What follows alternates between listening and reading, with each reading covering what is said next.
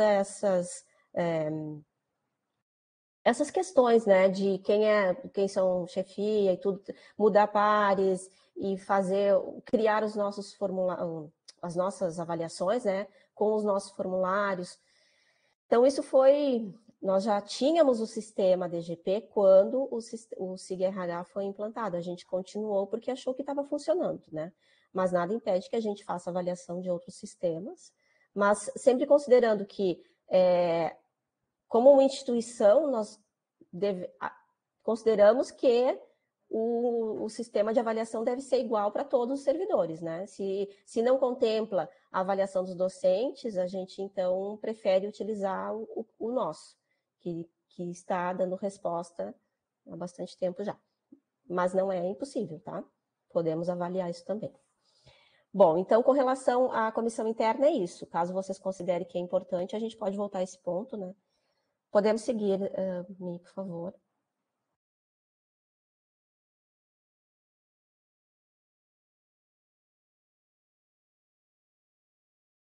Ok. Tá. Então, isso está bem semelhante, né? São só questões mais relacionadas à avaliação do estágio probatório, sobre processo, né? Então, só para vocês entenderem, o estágio probatório, ele tem um processo e quando a avaliação de desempenho em estágio probatório ela é feita em processo físico. Quando iniciou a avaliação no sistema DGP, esse processo ele mudou um pouco a dinâmica de como isso acontece nas CGPs, tá? O que a gente propõe agora, que seria um novo formato, né? Abrir o processo de avaliação de estágio probatório logo que o servidor entra na instituição. Por quê? Justamente porque existem as previsões de suspensão, e ele não será avaliado quando o estágio probatório estiver suspenso, tá? Isso também é uma situação a ser explicada. Então, a diretoria de gestão de pessoas, nós, como área técnica, organizamos, né, a avaliação do estágio probatório, todas essas questões legais e técnicas de suspensão e outros requisitos a gente acompanha, tá? E aí tem a questão dos prazos, eu quero conversar quando chegar no ponto. Pode continuar, então. Se vocês tiverem qualquer dúvida sobre a avaliação, tá? Vocês podem levantar a mão e perguntar que a gente pode esclarecer. Aí a coordenadoria de gestão de pessoas vai acompanhar o servidor, orientar, a chefia, tudo, né? Nós temos também o programa de ambientação de novos servidores, e a gente faz trabalho junto com as CGPs. E compete à comissão interna de avaliação realizar o acompanhamento, a avaliação e emitir parecer no processo do servidor após a terceira avaliação, recomendando a aprovação ou não aprovação no estágio probatório. Aí a colega colocou aqui, por que não se faz um parecer a cada avaliação? A gente entende que isso também não é necessário, tá? Porque é feito no sistema institucional, existe a entrevista, ele vai dar ciência, sim, de cada etapa, isso sim, tá? É uma nova proposta também, que o servidor, após fazer a avaliação, ele dê ciência dessa avaliação, porque ele está acompanhando o estágio probatório. E tudo isso está aqui disposto na resolução. Então, aqui, ó, a gente tem que explicar para os novos servidores, né, que essa é a resolução do estágio probatório, ele tem que fazer a leitura do documento, a gente explica também para a chefia imediata e para a chefia subsequente, né, de todas essas questões aqui, e o servidor em estágio probatório ele será submetido a 3 avaliações, que serão anuais, tá? Com relação a isso, tem uma sugestão de que a avaliação de desempenho ela seja realizada no 8º mês, no 16º, no 24º e no 32º. Seriam 4 avaliações, tá? Nós elevamos algumas situações específicas para conversar com a CGPs em abril, numa oficina que a gente fez, sobre a suspensão do estágio probatório, né? E eles entendem que como já está institucionalizada a avaliação de desempenho dos servidores de estágio probatório junto com a dos estáveis, eles entendem que fazer uma vez por ano, né, fazer anual, isso daria conta do que a legislação prevê. Mas também, Caso seja necessário, a gente pode alterar, né? Se vocês... o que acontece é que antes, quando o processo era físico, a CGP tinha que fazer o acompanhamento de cada servidor, né? E, em data específica, submeter a avaliação. E agora, como ele é feito junto, ele entra no mesmo período avaliativo, agora de novembro a dezembro, e é feito juntamente com a avaliação dos estáveis. Mas isso também pode ser revisto, tá? Então, as outras situações ali também, né? Ele tem o formulário de avaliação, de TAI, ele não faz a autoavaliação, como a Lu falou, né? Ele só é avaliado. E na avaliação dos docentes, a nota é composta também pela avaliação dos discentes, conforme previsto na portaria 554 do MEC, tá? Então, isso é questão legal também. Aí fala da pontuação, tem os mesmos, os formulários são bem semelhantes, tá? Da avaliação, o que está lá no sistema DGP. E aí a gente fala da participação no programa de ambientação, que é justamente o que a gente estava falando. O servidor docente, ele é avaliado por essa participação, tá? Mas a gente também entende que, caso não seja possível ele participar, se a instituição não consegue, né, ofertar todas as etapas do programa, ele não vai ter desconto na pontuação final. Mas isso é requisito para a nota dele, ok? Aí a gente fala ali depois sobre a entrevista da comissão, são as duas pessoas, é a comissão que tem que fazer a entrevista de avaliação, tá? Então tem que marcar com eles. E a Cris, inclusive, colocou ali, né? A Cristiane colocou. Na prática, conciliar a agenda de mais uma pessoa na comissão é bem complicado. É isso, né? A gente entende que, como não existe uma previsão legal de ser 2 ou 3 ou 4 ou 5 servidores, não fala sobre isso, né? A gente poderia manter com 2 servidores. Tem a situação ali das entrevistas, a agendada, pode ir seguindo. A previsão também do recurso, né? Assim como a gente fez para os estáveis, o pedido de reconsideração direto à comissão, ou o pedido de recurso. E aí eu já coloquei ali, até deixei em negrito para mostrar para vocês, que foi uma situação que vocês sinalizaram na outra, né? Que cada comissão terá o prazo de 30 dias, conforme o calendário de reuniões das comissões. Então, a gente sabe que em janeiro a CPPD tem as férias docentes, né? A CPPD não se reúne, e isso está previsto ali, para que não tenha nenhum prejuízo, para que o servidor já entenda que os 30 dias é no período de atividade. Se for necessário, mais de 30 dias já está previsto. Deixa eu ver se tem mais alguma situação. A homologação da avaliação do estágio probatório. Então, o que acontece, né? 4 meses antes, o artigo 38 é exatamente o que diz na Lei 8.112. 4 meses antes de fim do período do estágio probatório, será submetida à homologação do reitor à avaliação do desempenho do servidor, sem prejuízo da continuidade da apuração dos fatores numerados nos incisos. Então, o que significa isso? 4 meses antes da previsão de término, é necessário fazer a homologação da avaliação do estágio probatório. Como eu expliquei já na outra reunião, né, já teve vários formatos na instituição também, antes era só um despacho no processo, depois passou a ter a portaria de homologação, né, e agora, com a situação de suspensão e com a possibilidade dos servidores docentes se afastarem para pós-graduação, estar 4 anos com o estágio probatório suspenso, né? Então a gente decidiu, né, entre a equipe, conversando com a Letícia também, com a opinião de outras CGPs, que a gente vai fazer a publicação de uma portaria da conclusão do estágio pelo prazo e da aquisição da estabilidade para fins de vacância, caso seja necessário para algum servidor, tá? Então, isso aí que a gente colocou, declarar a estabilidade também. Então, acho que em termos gerais seria isso. Eu não sei se tem alguma situação aí mais específica. Tem, lembrei. O servidor em estágio probatório está ali no artigo. Ó.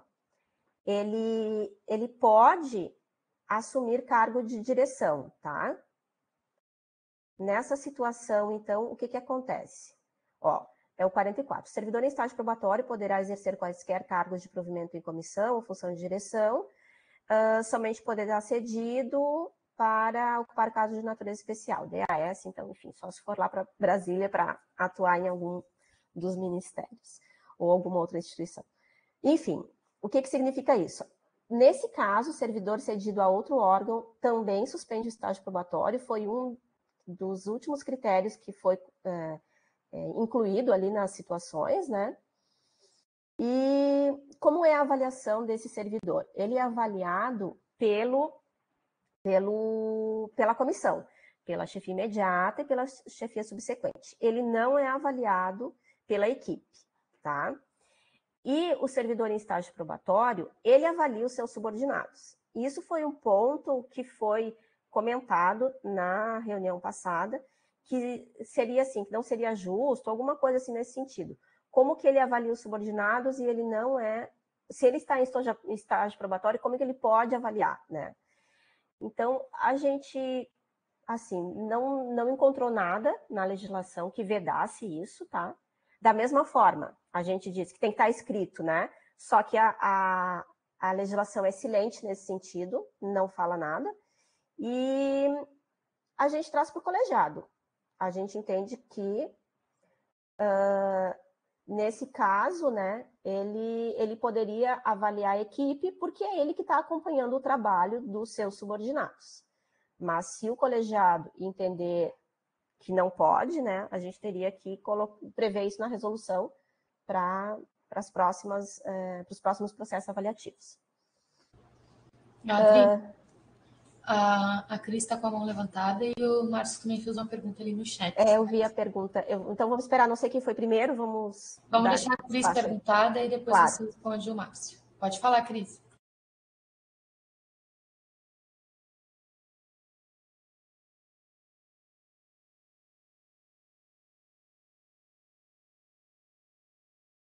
Ela vai escrever ali no chat.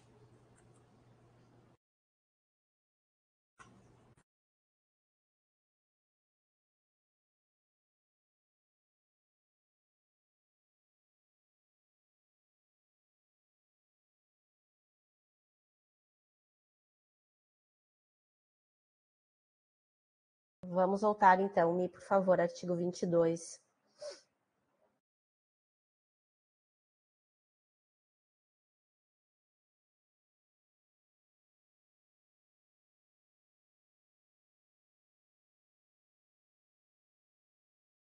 Aí.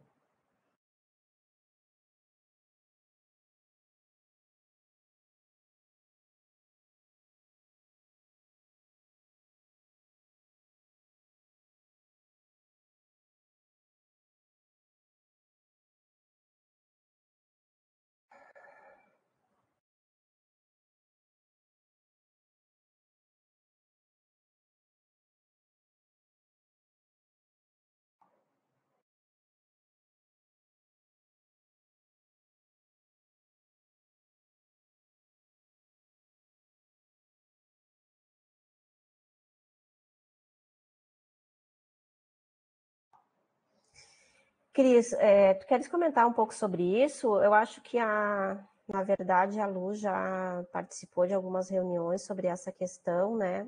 Tinha outra redação e depois, se o colegiado entendeu que essa redação é que atendia às expectativas, mas vamos ver ali.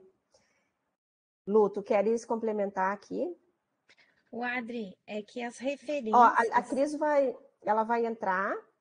Vai sair e entrar para tentar habilitar o microfone. Talvez ela explique. Mas tu pode... É que as referências, Adri, as referências que estão aí, elas são parte do formulário. Então, o formulário foi aprovado com os critérios de análise. Cada um desses é uma referência de pontuação. Então, para alterar isso, vai ser aquela equipe que vai estudar o formulário novamente, entendeu? Uhum. Que foi amplamente, né, debatido. Inclusive, a questão 5, ela tinha um texto de que é além da expectativa. que atende e vai além da expectativa. E a gente voltou atrás e deixou atende completamente a expectativa, tá? Só para relembrar isso.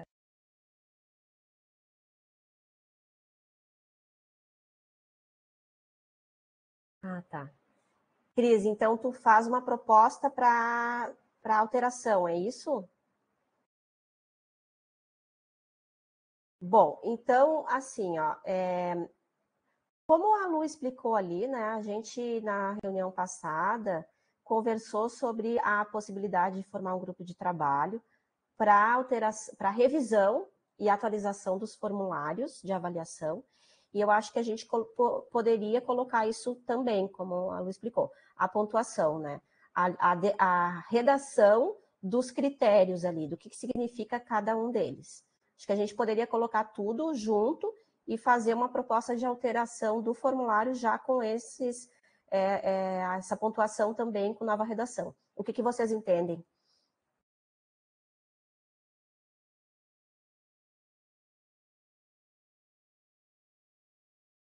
Acho que dá de colocar a sugestão da Cris ali, Adri, que eu acho que é coerente o que ela está colocando ali.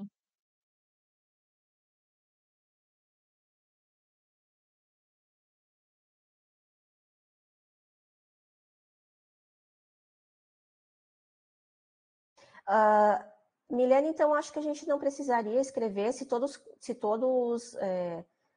conseguem ver ali o que ela sugeriu, né? São 5 redações, a gente poderia alterar nesse momento, por nós não tem problema. Quer dizer, para a próxima, né? Para essa não, para a próxima avaliação. A gente altera nos formulários.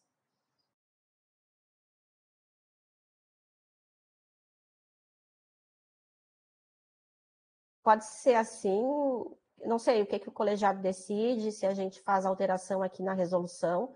Milene, tem que votar? Como é que fica ali a questão aí?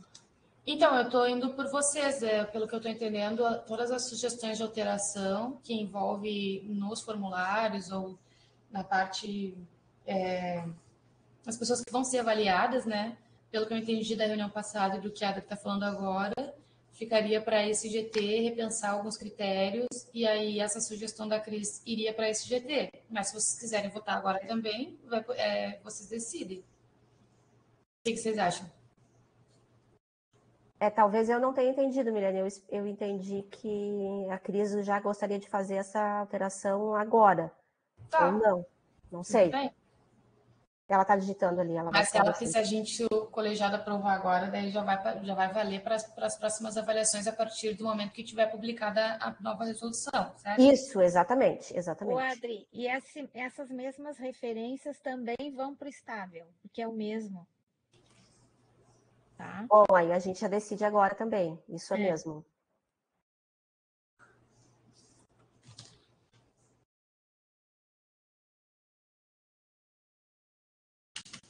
Pessoal, será que a gente consegue colocar a opinião?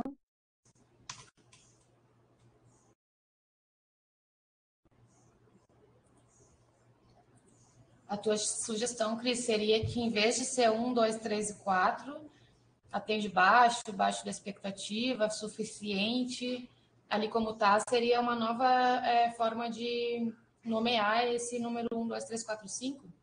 Seria isso? É uma nova forma de classificar ali como ela botou. Uma nova classificação. Ela coloca ali a diferença ali que dá, como tá, não consegue diferenciar muito ali entre atende a expectativa e atende completamente a expectativa, então. Ok. Então, acho que se todos concordam, a gente pode fazer alteração na resolução, porque, na verdade, os formulários, eles são independentes da resolução, né? Eles não... A gente só vai complementar lá com essa informação que já foi decidida aqui. E aí a gente faz alteração nas duas resoluções, se todos estiverem de acordo. É isso, né, Flávia? Acho que é isso mesmo. Eu só peço ajuda da Milene, porque eu também, algumas deliberações ali, eu não sei a...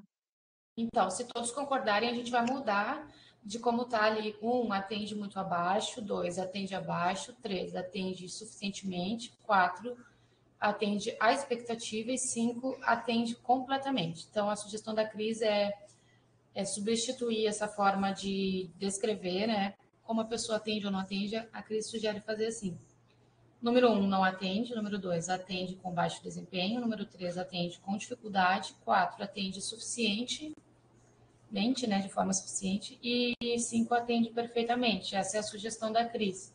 Vamos ver ali no bate-papo o que as pessoas estão falando. Estou de acordo com a proposta da Cris. Votar assim ou discutir no formulário. De acordo. Isso, de acordo. Acredito que está meio consensuado. Se ninguém se opor, a princípio é tranquilo de mudar. A não ser que alguém tenha uma nova proposta, daí vamos votar em 2 propostas, mas acredito que está pacificado. Vamos ver o que as pessoas estão escrevendo ali.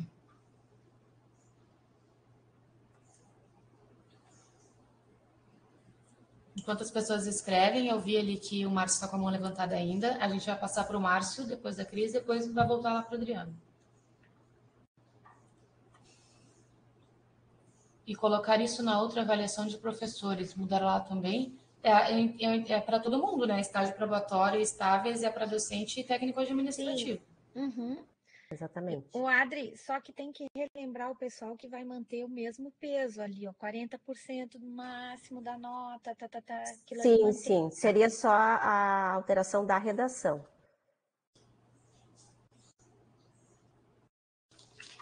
Posso fazer um comentário? Sim, Márcio, pode falar. Eu fico com dúvidas com relação à questão de avaliação.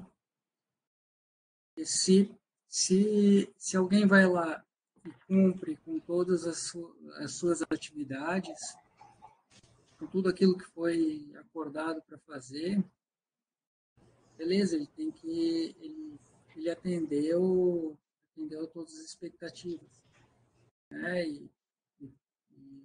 E tem que ganhar a nota máxima. Agora, quando a gente coloca atende perfeitamente, atende completamente a expectativa, quando a gente começa a adjetivar demais essas questões, acaba que as pessoas, quem está avaliando, pode criar uma situação de que deseja que aquele servidor ele supere as expectativas dele, para aí ter uma nota 10, por exemplo, né? Ter uma nota máxima. Então, a gente deveria escrever essas questões de tal forma que não traga essa subjetividade, ou minimize essa subjetividade. Né? Então, são questões assim, não atende, é 0, porque não fez nada daquilo que foi pedido. Mas fez tudo aquilo que foi pedido, que foi acordado, tem que ter 10. Vão ter servidores que vão ir além? Esses vão ter 10 sem sombra de dúvida. Né? Mas quem fez aquilo que foi suficiente, aquilo que foi acordado, né? Ele também merece aquele 10. Então, a gente tem que pensar muito nisso. E eu queria colocar aqui como exemplo, a gente ainda vê hoje em dia alguns professores avaliando seus alunos com notas que, por exemplo, chegam e falam até abertamente para os estudantes, 10 é do professor, 10 ninguém consegue tirar 10, 10 é quem é super perfeito ou vai além, para um Einstein, por exemplo. Então, eu acho que a gente ainda tem esse tipo de pessoas no nosso meio e a gente tem que tomar cuidado com relação a esses casos na hora que a gente vai colocar aqui. Por exemplo, aqui nessa sugestão, não atende, a pessoa não fez nada daquilo que foi acordado, não atendeu e ainda ganha 20% da nota máxima, é complicado, né? A pessoa não deveria ganhar nada ali, né? Nessa proposta que está sendo redigida ainda. Mas essas questões aqui de atende de forma suficiente, o que quer dizer atende de forma suficiente? O que quer dizer atende perfeitamente? Então, a gente tem que trabalhar melhor isso, se for, né, evoluir dessa forma, porque esses critérios, eles são, sim, bem... Eles vão resultar numa nota, né? Então, a gente tem que minimizar os tipos de interpretações distintas que eles podem trazer para a gente. Márcio, e se colocasse até 20%, até 40%, até 60%, no 20, 40, 60, será que não te contemplaria a tua preocupação? Que daí até seria de 0 a 20, por exemplo. Até seria de 40, né? Seria de 20 para 40. Não sei, é uma sugestão. Entenderam colocar um até ali? Ah, não sei. Eu não sei. Eu estou mais preocupado não tanto com a pontuação que vem, mas com a nomenclatura que vem antes. Tá. Eu gostaria de sugerir que a gente deixasse como está esse assunto, tá? Só para esclarecer para vocês. Por que nós não propomos nenhuma alteração? Porque esse tema já foi bastante discutido, acho que a Lu pode trazer algumas coisas se for necessário, mas assim, como eu falei antes, né? Vocês próprios propuseram a revisão, a atualização dos formulários. Junto com a revisão dos formulários, poderia fazer a revisão da pontuação. E aí, pensar numa redação que descrevesse, assim, de uma forma melhor, cada uma desses pontos, né? 1 ponto, 2 pontos, 3 pontos e 4 pontos. Ou, inclusive, hoje são 5, a gente pode alterar também. Então, a gente pode...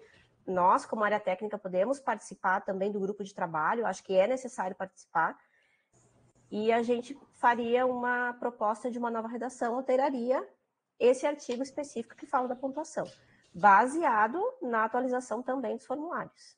Essa seria uma sugestão, tá? Para que vocês pensem.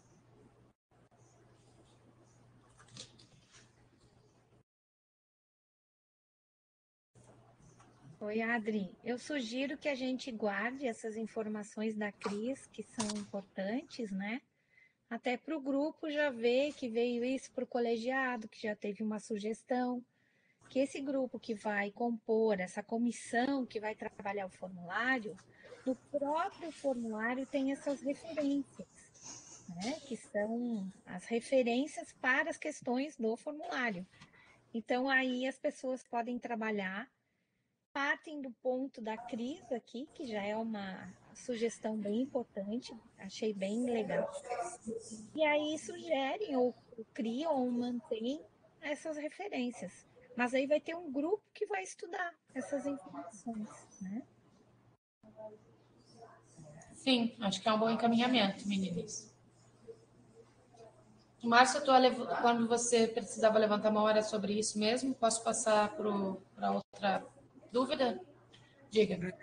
Não, aí é posteriormente queria discutir o artigo 32. Ok, vamos lá. Todos de acordo, podemos passar esse daqui, a gente encaminhou então que vai para esse GT/comissão. Vamos deixar registrado que tem essa nova opção, né, essa nova possibilidade de redação para esse artigo. 22, né, Márcio? 32. Esse é o 22 que a gente está discutindo. Eu queria ver o 32.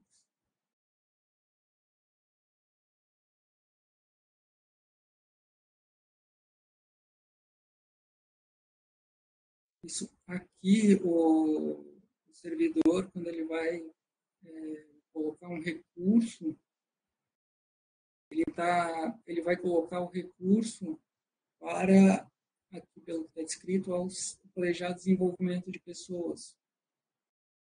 Mas eles vão ser analisados pela CPPD e ratificados pelo presidente do colegiado.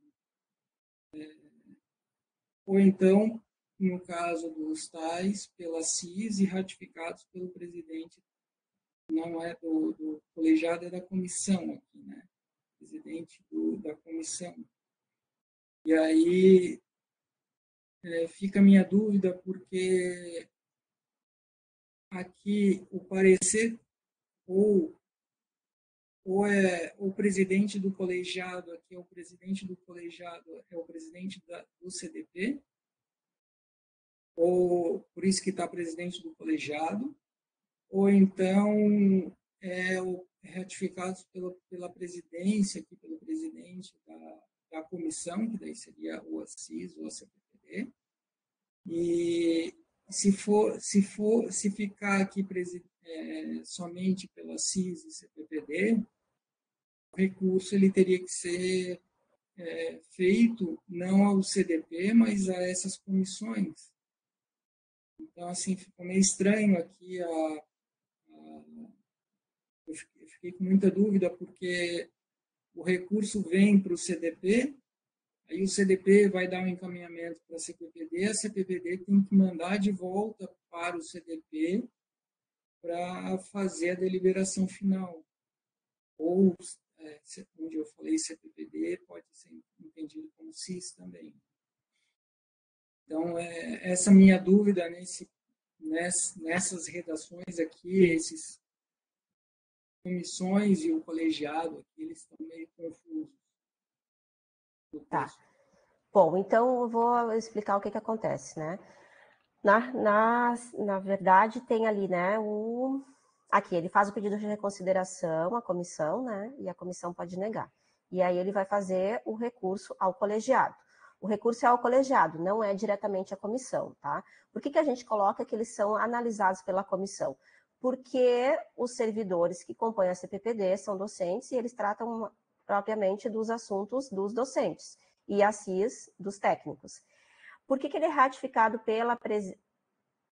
Na verdade, seria pelo presidente, né? A gente usa nos documentos sempre o masculino, mas se quiserem colocar presidente, pode colocar também. O que acontece? Ele não é, o recurso ele é analisado pela comissão, tá? Mas ele é decidido pelo colegiado. Quem tem a competência técnica para analisar o recurso é a comissão relativa à carreira, né? A CPPD docente, como eu já expliquei. Então, é por isso que a gente diz que eles são analisados pela comissão, mas não é a comissão que decide sozinha, é o colegiado. Por isso, eles vêm para o pleno, como a gente diz, né, em outros colegiados, em outros conselhos, para que se decida de forma conjunta. Embora seja analisado, né, já existe um parecer e os membros do colegiado votam com a comissão. Seria essa a situação, tá? E ali é a presidência do colegiado. O colegiado é o CDP, a comissão é a comissão, senão seria presidente da comissão. A gente sabe que na CPPD tem, mas na CIS não tem presidente. Mas se fica mais claro nesse formato, agradeço aí a Milene que já fez a correção. Seria isso então, Márcio? Sim, obrigado. Ok. Tá, vamos voltar agora. Se ninguém estiver no meio do caminho, acredito que a próxima é o Adriano, que pediu a palavra ali para voltar lá nos critérios. Isso. E só para esclarecer, Adri, eu coloquei presidência, porque a gente fez assim no regimento do CDP, a gente colocou tudo presidência. Ok. Aí, só para deixar igual, se ninguém se opor, para a gente deixar fidedigno. Mas aí não seria pela presidência, né? Seria ratificados pelo colegiado, por todos os membros. Não é só a presidente que vai dizer, não, isso a gente concorda. Eu acho que seria ratificados pelo colegiado, pelo CDP. Tá, mas aí eu coloquei ali porque é como tá o rito no CIPAC, né? Tô sendo bem burocrata. Quem vai assinar e autenticar vai ser quem tiver na presidência do CDP. Ok. Mas ele deveria vir para o pleno, né? Para o pleno, para discussão no colegiado. Mas tá, pode ser. Ratificados pela presidência, pode ser, porque, na verdade, é o processo CIPAC, né, que tu está falando. Tô falando do processo. Uhum. Daí, então, podemos voltar lá para cima, para os critérios, né? Isso. Acho que é o terceiro, né? Quarto.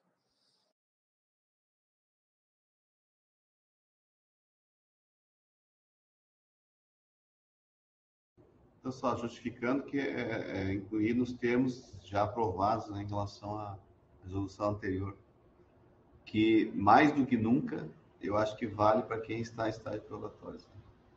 Que se considere esse aspecto.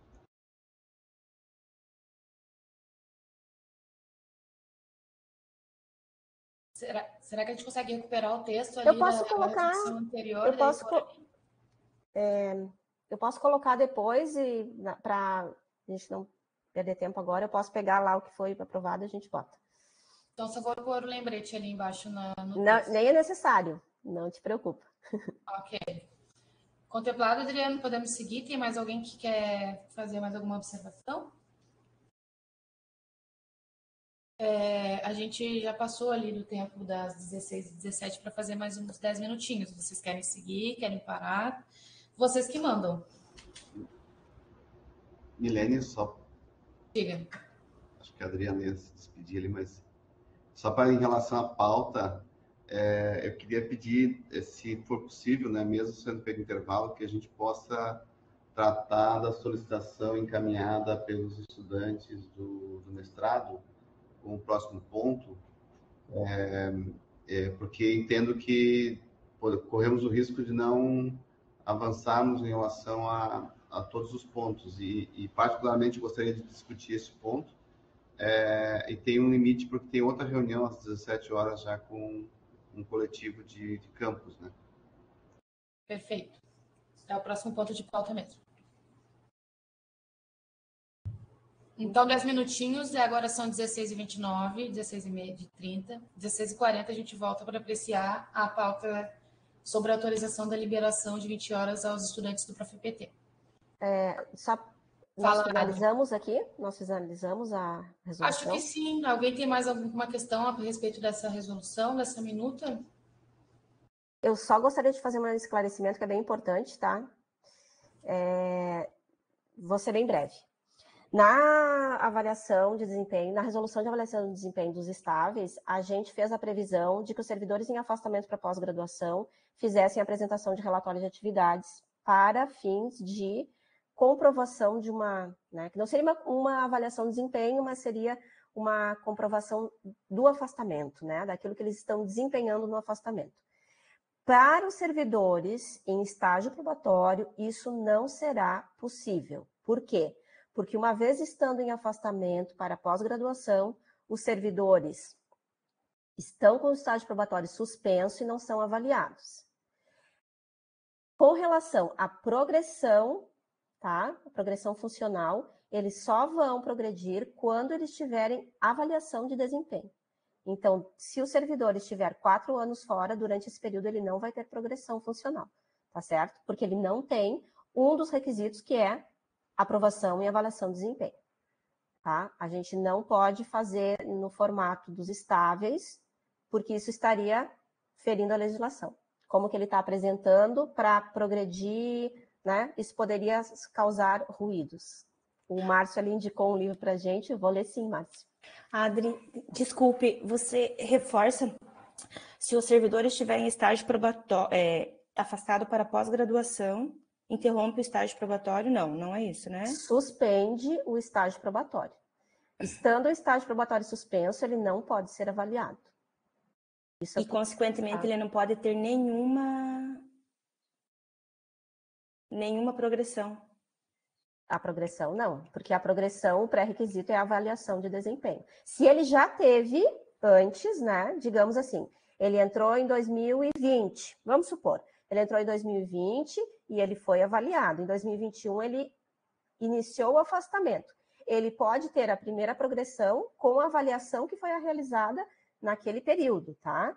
Porque era o período que ele estava em atividade. Agora, no próximo exercício avaliativo, ele não vai ser avaliado e ele não tem o requisito para poder ter a progressão. Isso está na Instrução Normativa 66/2022. Por isso que nós estamos fazendo as alterações, tá? Então, calma isso lá. está em 66/2022. Porque... que trata da progressão. Eu vou analisar, porque me parece muito estranho a gente restringir um direito por uma questão institucional, porque às vezes ele não é avaliado porque demorou uma avaliação, ou o agente pode determinar que ele só pode se afastar após ter a primeira avaliação, porque a gente está tirando o direito de uma pessoa. Mas deixa eu ler a instrução, porque tá muito confuso, sabe? Assim, ficou muito confuso. Mas é a IN 66 de 2022. Acho que é 68, porque a 66 ela foi revogada. Josi, só tem que lembrar que a lei fala que ele precisa cumprir 2 requisitos para progredir, né? Então, ele precisa do interstício e da avaliação, né? Então, se ele não tem como ser avaliado porque ele estava afastado, ele não cumpre um dos requisitos para ter progressão. Exato, ele estava afastado, mas isso não significa que eu não posso usar a antiga avaliação. Não está na lei. Mas aí não pode essa acumular, IN, exatamente a IN que veda. Essa é o que essa IN fala, né? É por isso, Josi, que a gente correu para alterar essa nossa resolução, porque a gente tem que atender essa.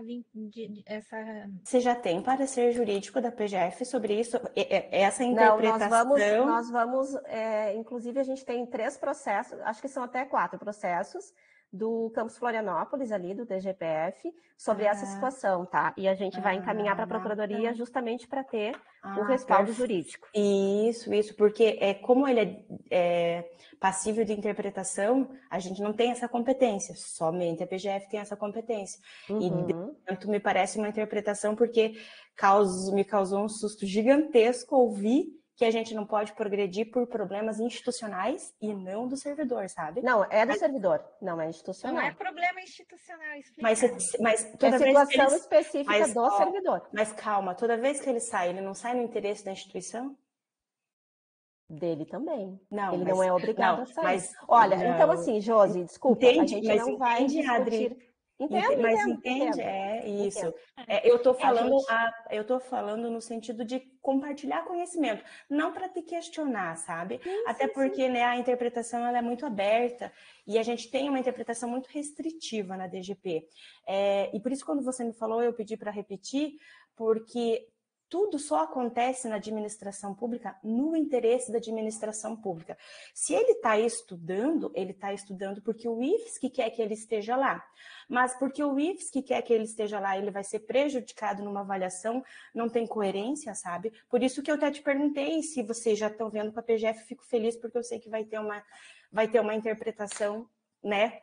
Da pessoa correta, assim, tá? Obrigada. Sim. Eu vou olhar a legislação também, tá? Só uma coisa que tu colocou, Josi, ele não está sendo prejudicado na avaliação, ele não está sendo avaliado, porque a legislação diz que ele não pode, que o estágio probatório está suspenso. Por isso, tá? A gente não está prejudicando ninguém, a gente está seguindo o que diz a legislação.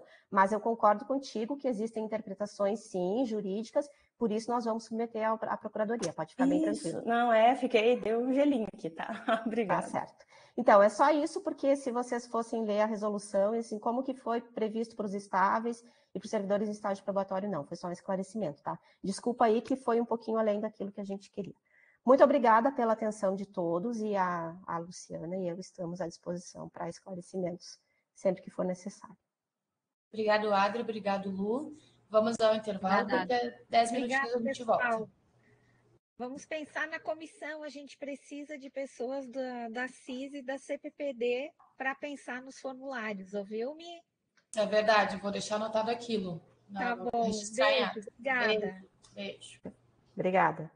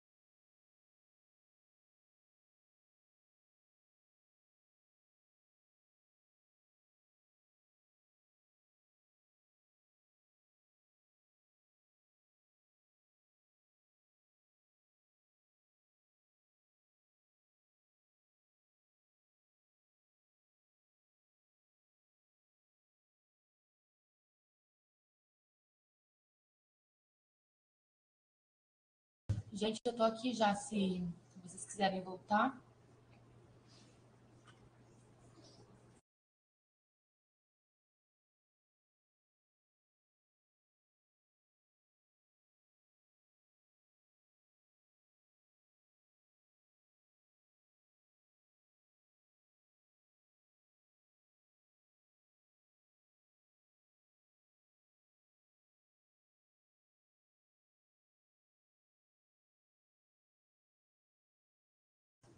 Então, quando o pessoal vai voltando, eu vou lendo o e-mail que chegou na Secretaria do CDP. Ele foi lido meio rapidamente na reunião extraordinária que aconteceu em novembro ainda, mas ele estava oficialmente para ser pautado hoje. Então, eu vou ler um pouquinho mais de calma enquanto o pessoal vai voltando. Todos me ouvem? Sim. Ok. Tá. Permitido. Vamos lá, então. Essa é a pauta, o ponto de pauta que vai discutir a autorização para a liberação de 20 horas para as estudantes, as pessoas que fazem o ProfPT, que é o mestrado profissional em Educação Profissional e Tecnológica. É um mestrado que acontece em rede, em 5 institutos federais no Brasil, e um deles é o IFSC. Deixa eu ver que tem alguém falando alguma coisa aqui. Tá. Então, eu vou ler. Bom dia. Venho em nome do coletivo de servidores do IFSC que cursam o mestrado profissional em Educação Profissional e Tecnológica em Rede Nacional, reforçar a extrema importância da reflexão e concordância do nosso ponto de pauta, solicitação de liberação de 20 horas semanais para atividades do ProfPT e carga horária de 20 horas semanais de trabalho, presente na próxima reunião do colegiado, deste caríssimo colegiado. Cientes da compreensão de seus membros quanto ao assunto, já que muitos passaram pela experiência de ser mestrando, portanto, compreende a intensidade e complexidade das atividades de estudo e pesquisa. Atualmente, as legislações do IFSC oferecem o apoio à qualificação por meio de ação de desenvolvimento. Contudo, o servidor encontra muitos entraves no processo, inclusive quanto ao entendimento do que permite as legislações e as comprovações para a efetivação da ação de desenvolvimento. Um exemplo é o caso de um servidor flexibilizado. Ao solicitar a ação, ele deve excluir-se da flexibilização, de acordo com a Instrução Normativa número 11 de 2018, compondo assim uma jornada de 40 horas. Visto que o mestrado para o PPT tem sua carga horária de aulas comprobatória a soma de 12 horas semanais, ao descontar as 12 horas das 40, resultam 28 semanais de trabalho ao servidor, ou seja, a liberação se dilui na carga horária, surtindo pouco efeito nos termos de incentivo. Mesmo cenário com 40 horas, aspectos como deslocamento e atividades extracurriculares são desconsiderados, o que demonstra a necessidade de uniformização e simplificação. Sendo assim, contamos com o apoio da instituição para que possamos nos qualificar com saúde física, mental e emocional. Que seja atendida a Resolução 01/2020 CDP, no seu artigo 22, levando em conta o entendimento de que, preservada a jornada mínima de trabalho de 20 horas semanais, há a possibilidade de incluir na liberação do servidor estudante a margem de tempo referente ao deslocamento e participação de atividades extracurriculares vinculados ao programa, tais como momentos de orientação, produção acadêmica e participação em eventos. Portanto, uma uniformização do entendimento de que o programa, sendo ofertado pela própria instituição, requer a liberação de 20 horas semanais. A exemplo do que já foi praticado anteriormente. Reduziria o cenário de incertezas ao qual os servidores técnicos administrativos estão expostos, o que certamente vem causando pressão extra em seus processos de qualificação. Nesses termos, pede-se deferimento. É isso. Essa é a carta. Ai, peraí, que eu fechei. Só um minuto.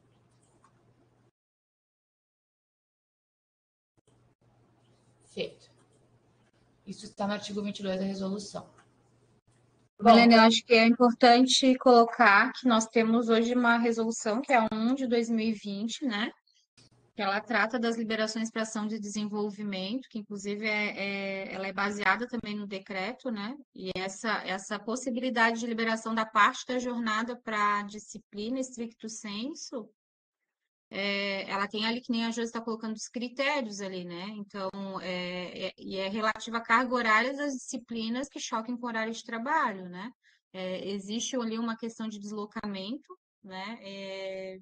Mas a gente não tem mais afastamento parcial para liberação de 20 horas totais, né? Então, eu acho que isso tem que ser levado ali em conta e tem que atender os critérios exclusivos que constam ali nessa resolução 01 de 2020, né?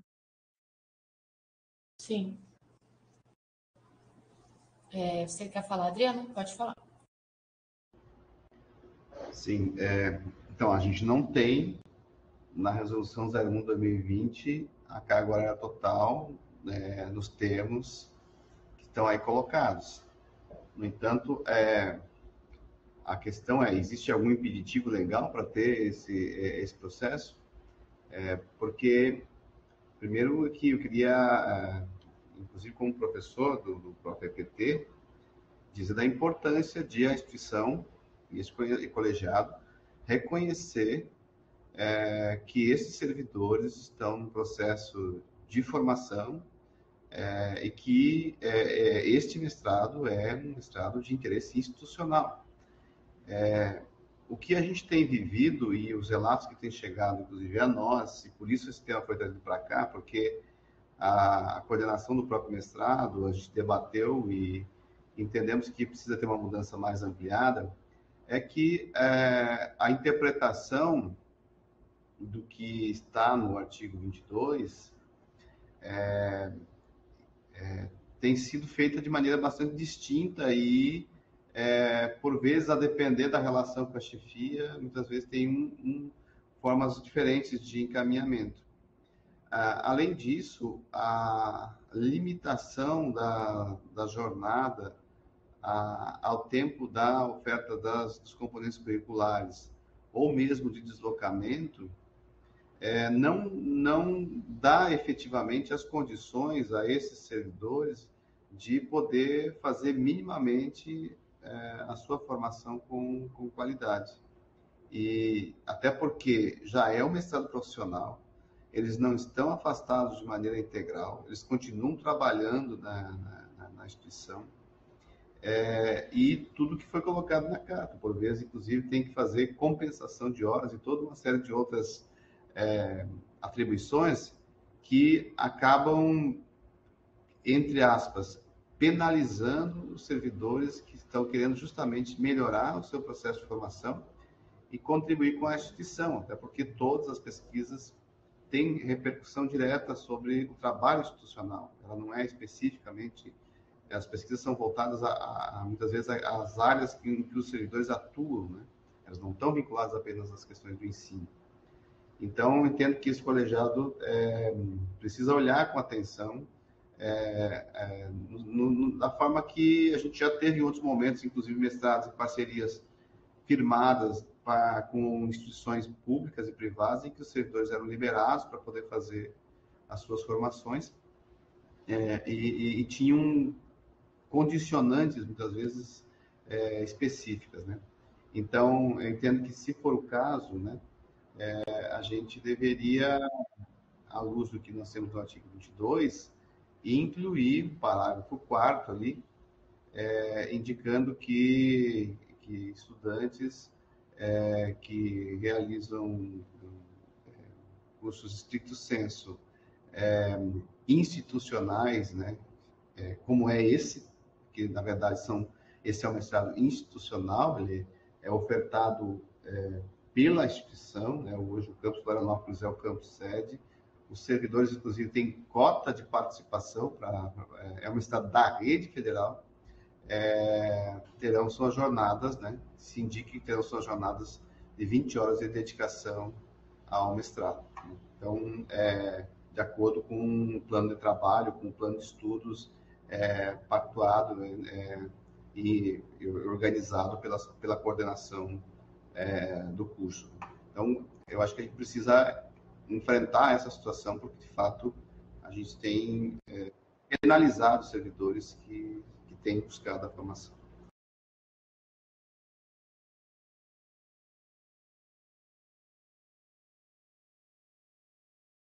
A única coisa que a gente tem que verificar é a questão do respaldo legal, né? A gente não tem essa previsão na legislação, então teria que ver se o que hoje não está contemplando ali na resolução 1, né?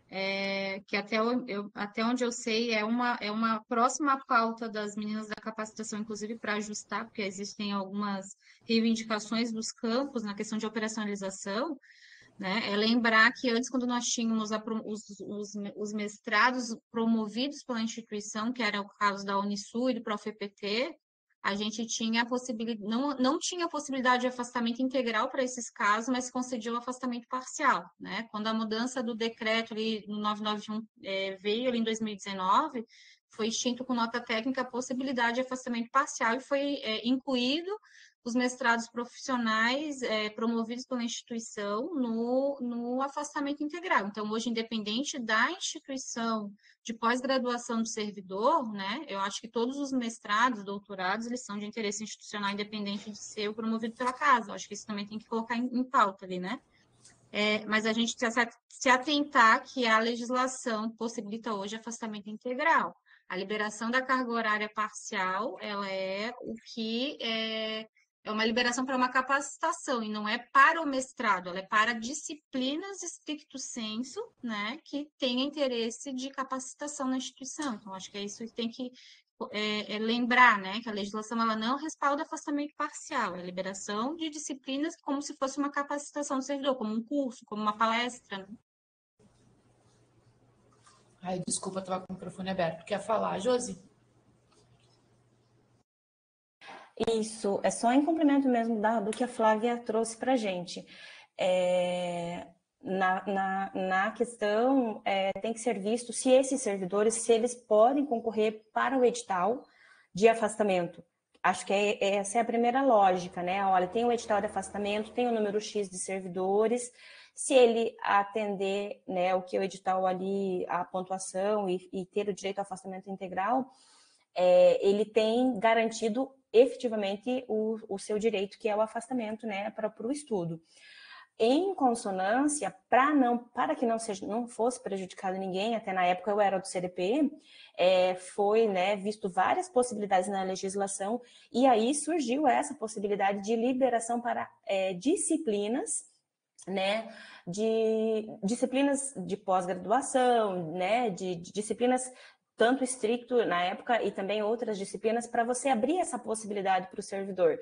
E até a época, eu sou uma pessoa, né, que resido ali, trabalhava em Canoinhas, então eu tinha necessidade de me deslocar para fazer, né, ou qualquer um que seja do interior precisa se deslocar para atender um mestrado ou alguma disciplina e não foi contemplado pelo afastamento total, ficou aberto essa possibilidade de que o servidor precisa apenas comprovar o tempo que ele gasta, né, de deslocamento para chegar até o local do curso, né, e aí com essa comprovação ele apresenta para a chefia e ele tem os requisitos para a liberação.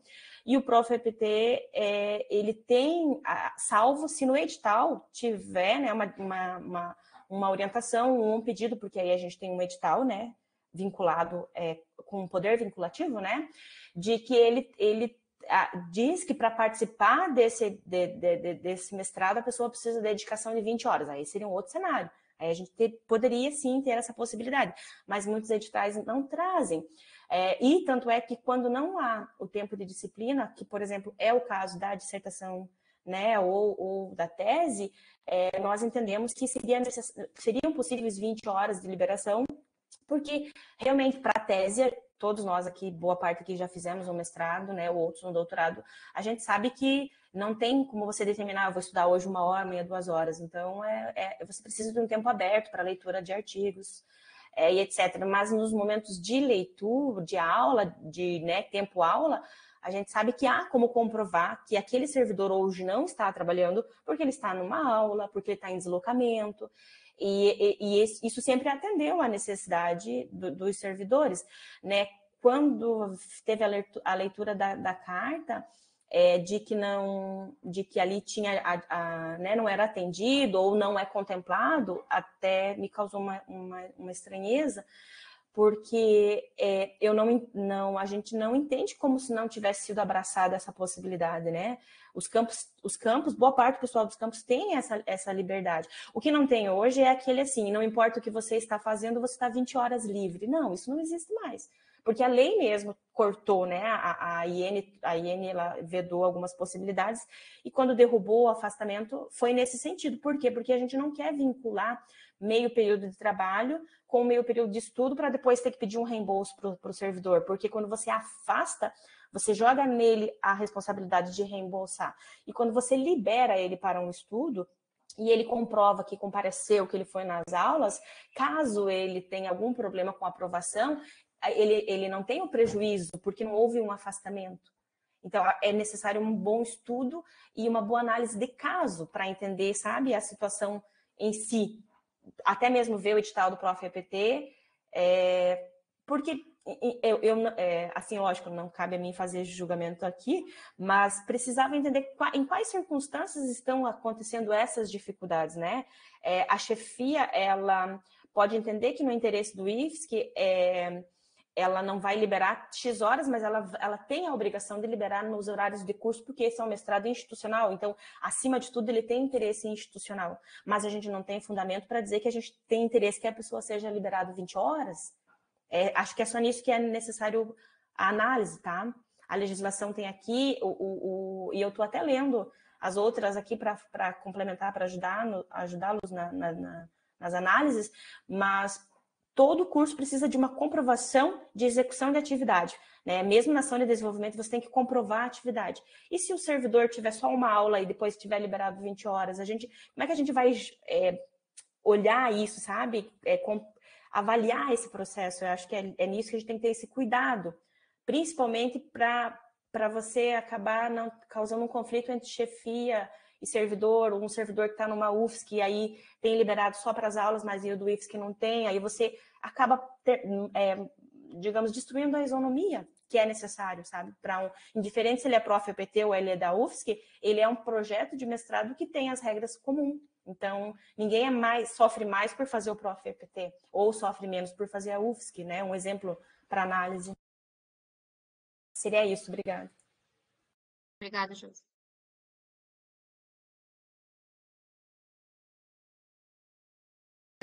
Talvez, eu não sei, Adriano, mas talvez seja uma questão que vai ter que ser pensada e olhada a legislação nesse sentido, que não pode caracterizar o afastamento parcial que a gente não tem, né?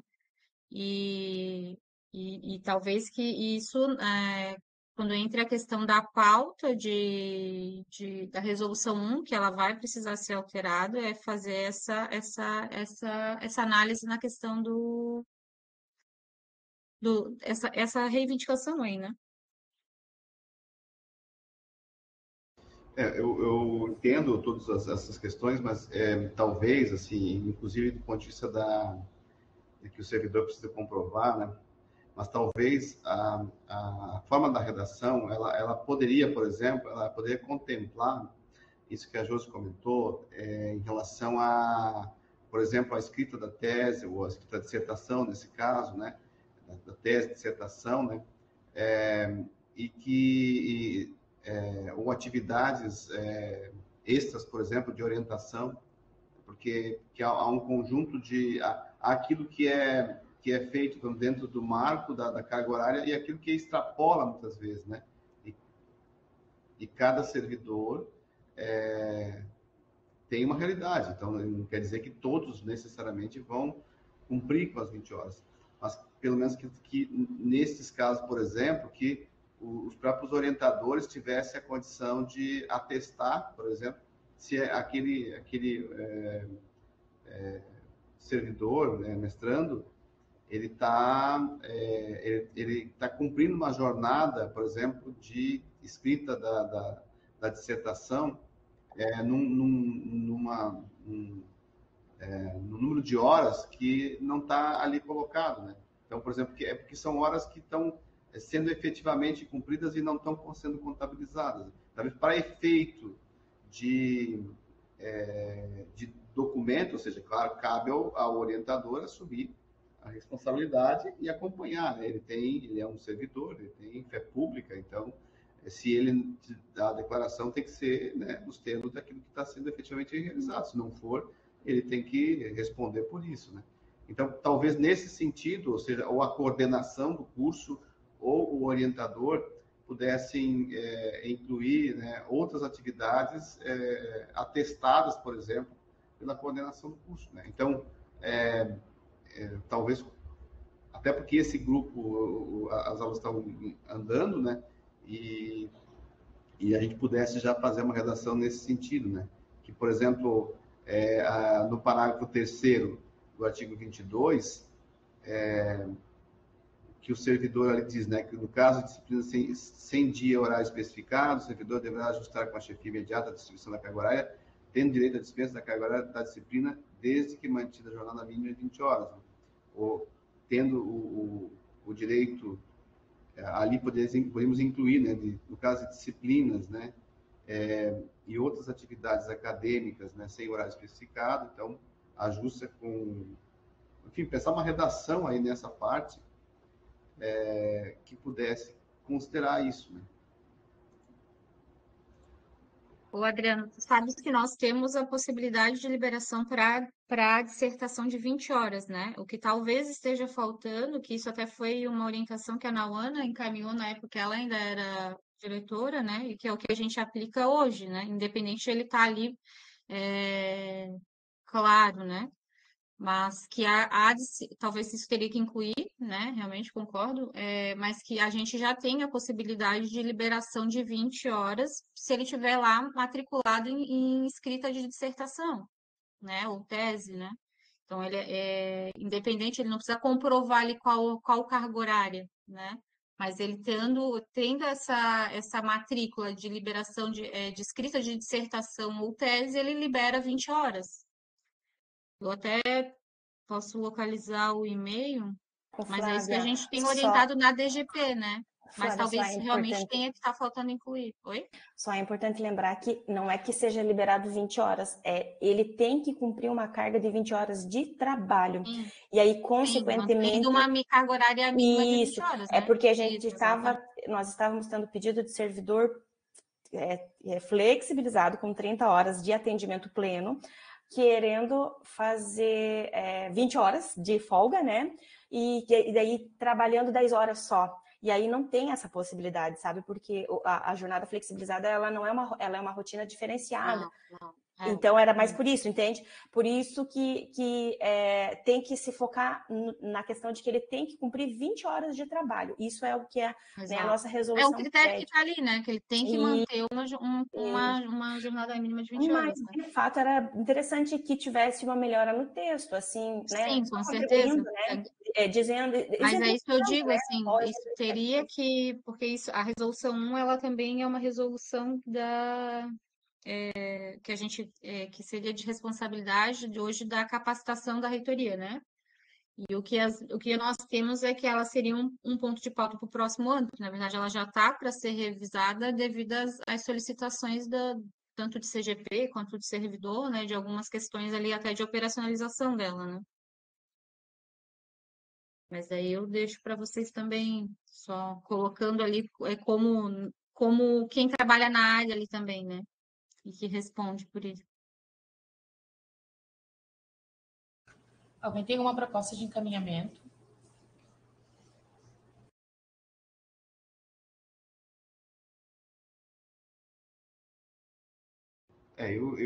Né, se a gente tiver condição de... Eu tenho uma outra reunião, estou atrasado, mas assim, talvez ali no artigo 22 a gente pudesse pensar uma redação do que está hoje. O que está hoje é o que está ali no tela, né?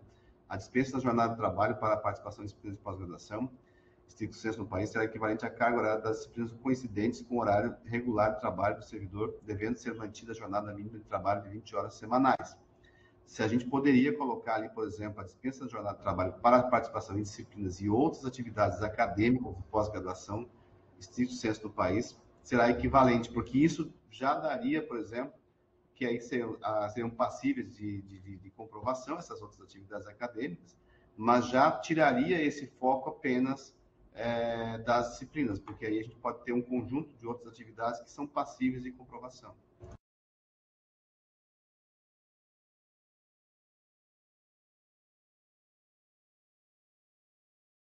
Coloquei aqui, incluir no artigo 22, em outras atividades acadêmicas comprovadas pela coordenação do curso. Uma possibilidade, uma proposta, né?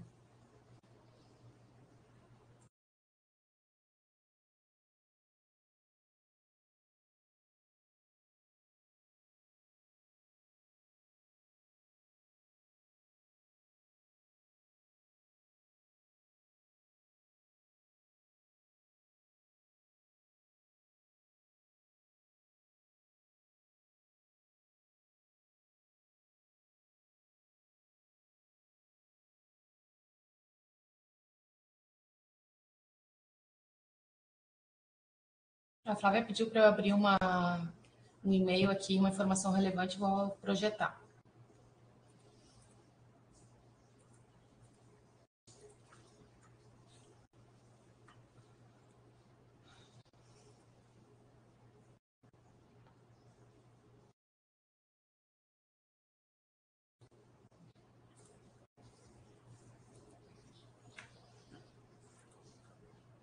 E também a mesma coisa em relação ao parágrafo 3º, porque daí isso dá a condição de a chefia poder avaliar. Então, no caso de disciplinas e outras atividades acadêmicas sem dia e horários especificados, o servidor deverá ajustar com a chefia imediata a distribuição da carga horária.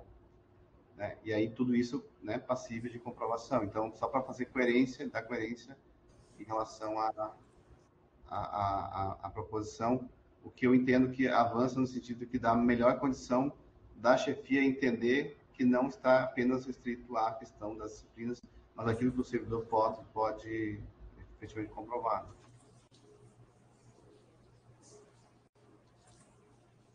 Oi, Adriano, quando você diz outras questões, por exemplo, uma orientação, ou quando vai participar de um seminário, né, que tem a obrigatoriedade do seminário, de horas de seminário, horas de eventos, né, tem muitos programas que cobram, né, esse tempo.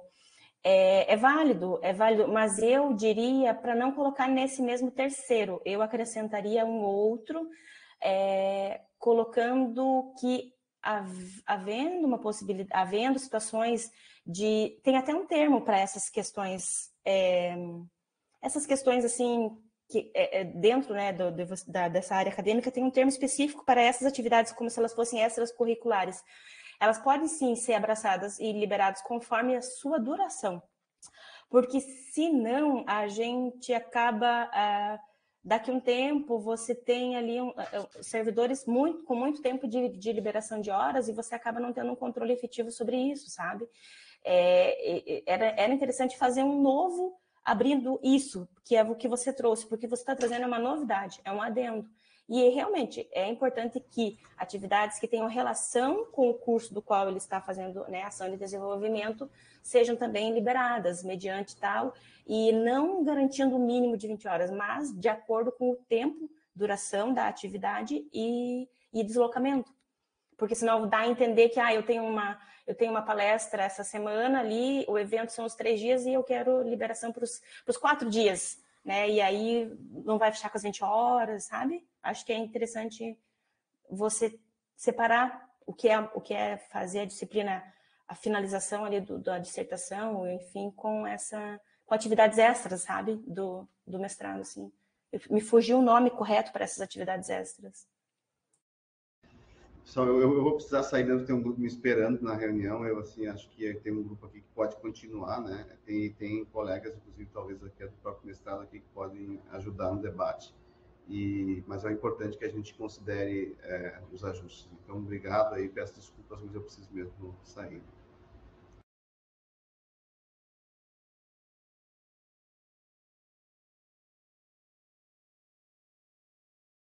Vocês querem ler esse e-mail aqui que a Flávia sugeriu de Só apreciar. colocando ali que isso foi o que a Nauana aplicou, e é isso que a gente aplica hoje, apesar de que ele não está claro, mas como a dúvida ela vinha nesse sentido, como a dissertação ela entra ali como uma matrícula numa disciplina também, né? Por isso que ela é liberada essa até 20 horas, né?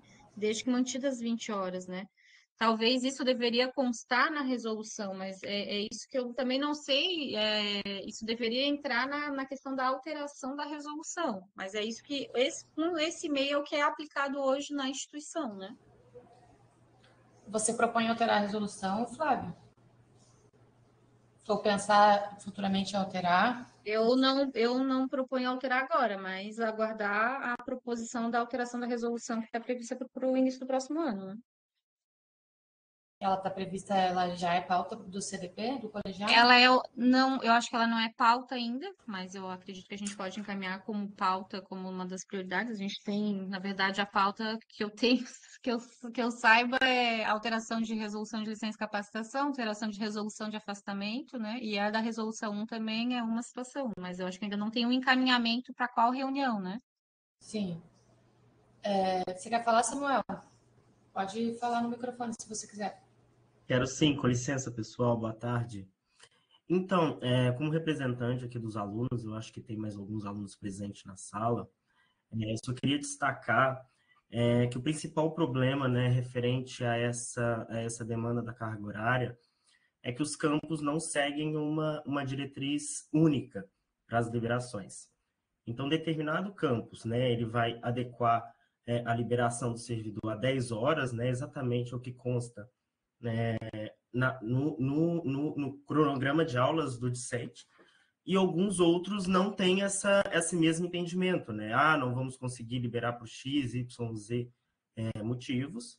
E o que os alunos estão pleiteando é que tenha aí uma isonomia nessas liberações.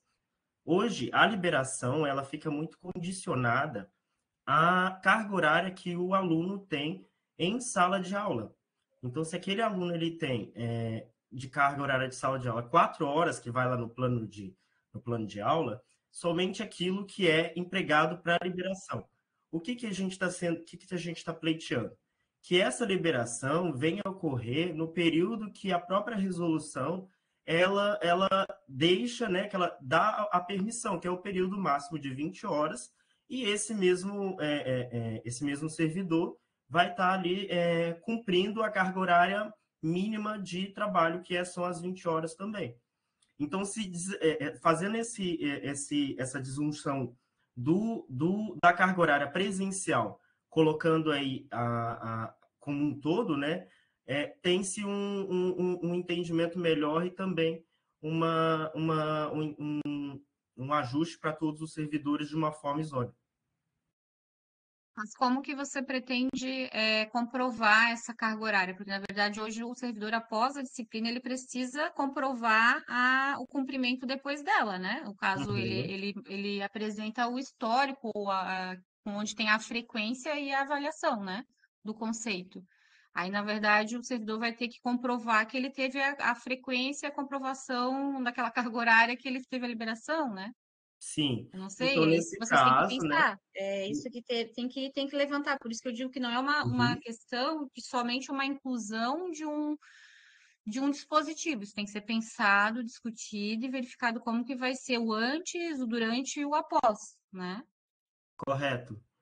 Nesse caso, eu acredito que poderia ter um acordo junto à coordenação, né? Que declarasse que os servidores desempenham essas 20 horas e, ao mesmo tempo, né, a resolução já permitisse que, mediante declaração da coordenação que o servidor está utilizando de 20 horas semanais para dedicação ao mestrado, com essa junção, eu acredito que poderia suprir essa necessidade.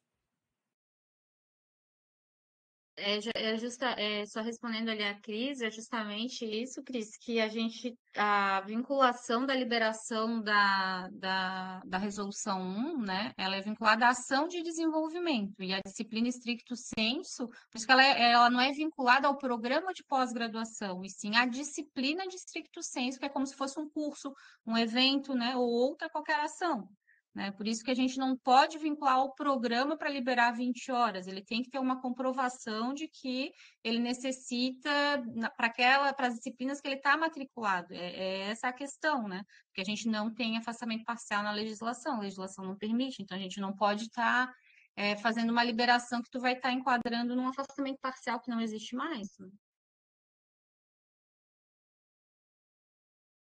Eu sugiro que, na verdade, o CDP, ele que analise essa solicitação, né? Inclusive analisando o próprio decreto e as normativas que vêm depois, né?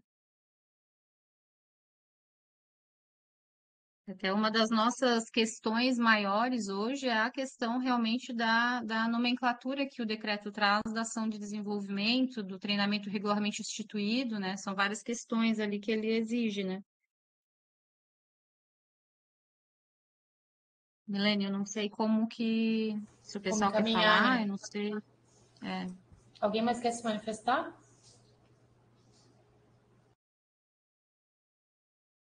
Pode falar, Paulo. Boa tarde. Eu realmente não sei, não desconheço das normativas, das leis aí com relação a essa composição de horário, controle de frequência. Mas eu entendo que uma vez Tá falhando que o programa... para mim, eu não sei se é só para mim. Não, aqui para mim tá bom, Flávia. Certo. Então, como o programa já está alinhado com o propósito ali do próprio Instituto, da rede federal como um todo, ali da própria lei que institui os institutos federais e a rede, tem a ver com a educação profissional e que é uma capacitação que a princípio toda a instituição deveria estar ciente, né, todos os servidores. Eu acredito que por aí talvez pudesse já ser um precedente para essa liberação ou justificativa. Mas com relação a como isso daí estaria sincronizado aí com a parte legal da gestão de pessoas, eu realmente não consigo enxergar. Mas também vejo a possibilidade da comprovação por deslocamento, como existe ali para auxílio de transporte, por exemplo, em que o servidor vai lá e mostra o trajeto que ele tem que percorrer até onde tem as aulas. E na própria matrícula ali já tem a carga horária da matéria, né? Então, considerando a quantidade de atividades que a pessoa vai fazer, ou da quantidade de aulas que ela vai estar presente, é possível talvez comprovar uma carga horária. Mas se fosse colocar na ponta do lápis toda a carga horária que os discentes se pregam para fazer as atividades e estarem presentes nas aulas, com certeza 20 horas não é o suficiente, gente. Então, eu acredito que o pessoal aí, todo mundo que colaborou para o documento, para a proposta aí da requisição, considerou 20 horas dentro daquilo que é a normativa do IFSC prevê, né?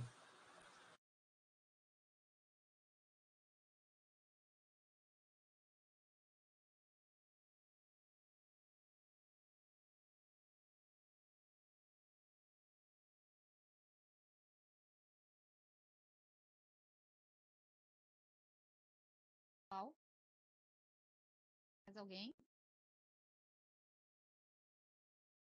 Acho que ninguém mais quer falar.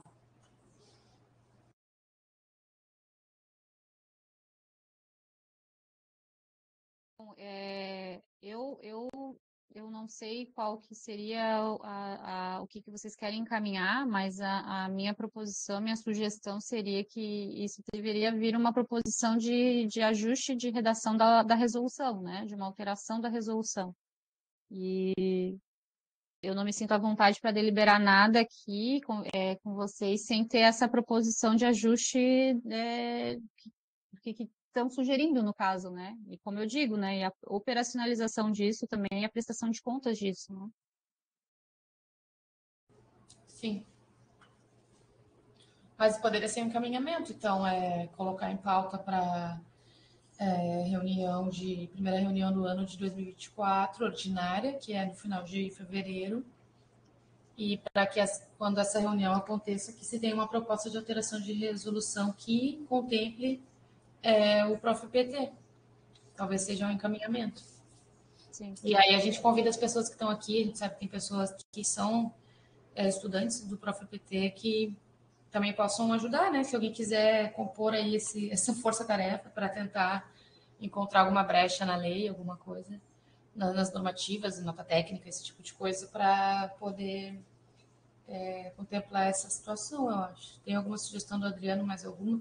Eu anotei as do Adriano aqui, que é no artigo 22, e colocar o inciso 3º sobre as disciplinas e colocar outras atividades. Eu anotei aqui, mas essa de alteração é o mais importante também, né? É alterar a resolução, que é o que torna mais seguro qualquer decisão, né? Está em resolução, é pactuado internamente, pelo menos.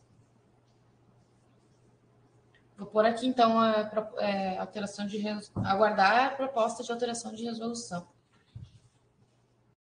que vocês pensam?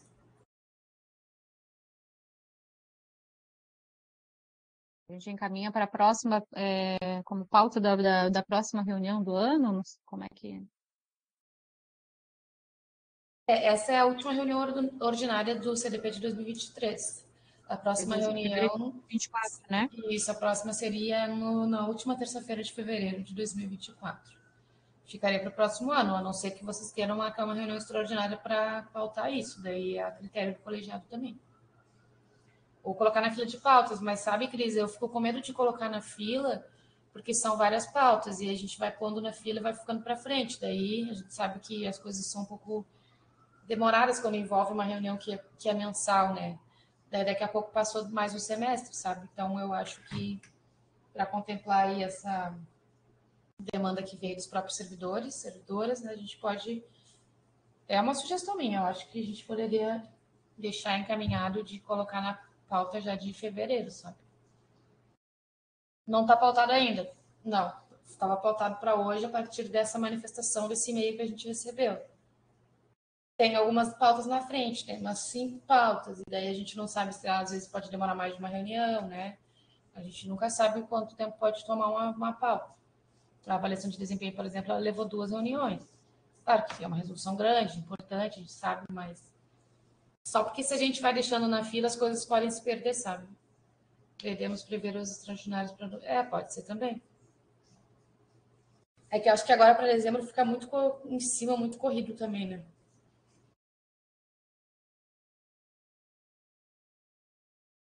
Porque ela é uma resolução que vai ter que ser toda revista, né? Então, ela já tem outras alterações já que vai precisar ser feito. Sim. Tu acha que para fevereiro também é muito em cima, Flávia? Talvez para março, abril? Eu não sei, teria que conversar com as meninas, mas eu acredito que possa colocar já, se for realmente o interesse ali das comissões, colocar como primeira pauta ali, né? E aí avaliar com as áreas, com a área também, né? Porque vai depender também da disponibilidade delas ali para fazer a proposição dos ajustes, né? Sim.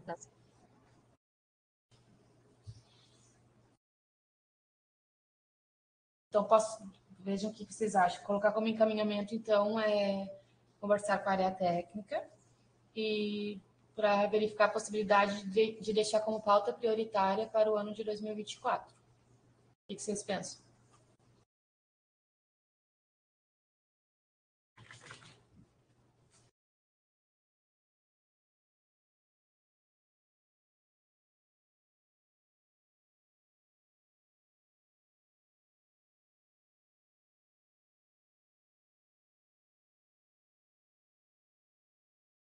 Desculpe interromper, eu só queria ressaltar a importância da celeridade dessa pauta, pois os dois semestres desse ano já foi, né? E o ano que vem a gente tem uma nova turma ingressando e os alunos, os servidores, né, que participam do ProfPT têm uma aflição quanto a esse tema, referente aí à liberação e também conseguir dar andamento aos seus projetos de dissertação.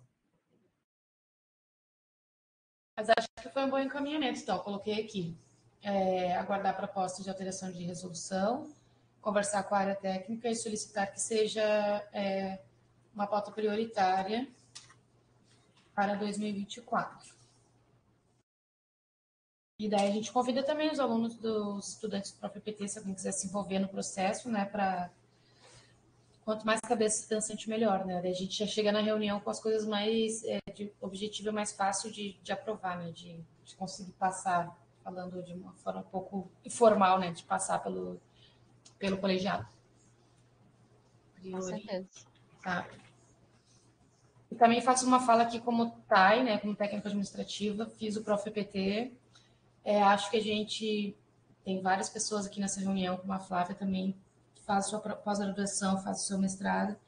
E a gente precisa desconstruir essa ideia, né, de que tem que ser muito difícil, que a gente precisa trabalhar de madrugada, que a gente precisa se rasgar para fazer, que é horrível para todo mundo, que é assim, e a gente... Ninguém aqui é super-herói, a gente precisa de condições mínimas para conseguir escrever um bom trabalho, até porque depois, chega no final, pode causar muita frustração até para as pessoas que estão fazendo, sabe? Às vezes a pessoa não consegue atingir um nível ou um grau de pesquisa que ela gostaria, justamente porque ela não tem as condições mínimas, assim, né? Eu entendo também a preocupação de ter um controle, de ter todo um acompanhamento, de, né, a pessoa não pode simplesmente, eu não vou mais trabalhar porque eu estou fazendo mestrado, a gente sabe que todo mundo tem obrigações, mas a gente não pode também nivelar só pelo servidor que faz o mau uso da administração pública, né? A gente pode pensar em muitas pessoas, muitos servidores e servidoras que ralam muito para fazer, e é um alto índice de adoecimento mental, né, psíquico e até físico, inclusive. Então, eu, como servidora TAI, como estudante do ProfEPT, eu apoio muito essa causa, e a gente não precisa não precisa ser a coisa mais difícil do mundo. A gente, já que é um mestrado institucional, né, da rede federal, acho que é possível que a gente possa se mobilizar para tornar as condições menos piores, né? Porque a gente sabe como é difícil. Acho que é isso, gente. Se alguém tiver mais alguma coisa, deixa eu ver, a gente tinha mais pautas, mas agora já são 5h30, a gente já passou meia hora do final da reunião.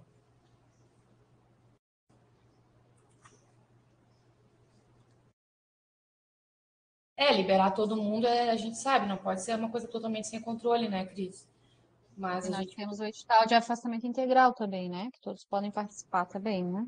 Sim. Cumpre os requisitos, claro.